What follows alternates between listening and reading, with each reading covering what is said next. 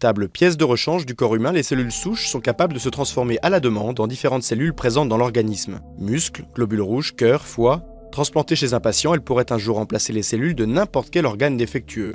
Aujourd'hui, cette médecine dite régénérative est capable d'utiliser les cellules souches déjà présentes dans l'organisme. C'est le cas par exemple pour les greffes de moelle osseuse dont les cellules souches peuvent donner tous les types de cellules sanguines.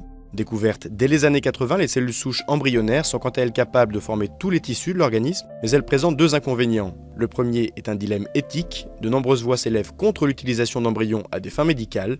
Le second est un risque de rejet des nouvelles cellules par le receveur, car elles proviennent d'un organisme étranger. Mais depuis 2006, les chercheurs sont capables de reprogrammer n'importe quelle cellule adulte pour créer des cellules souches. Les avantages sont énormes, l'embryon n'est plus nécessaire et les problèmes de rejet sont minimes, car les cellules souches proviennent directement du receveur.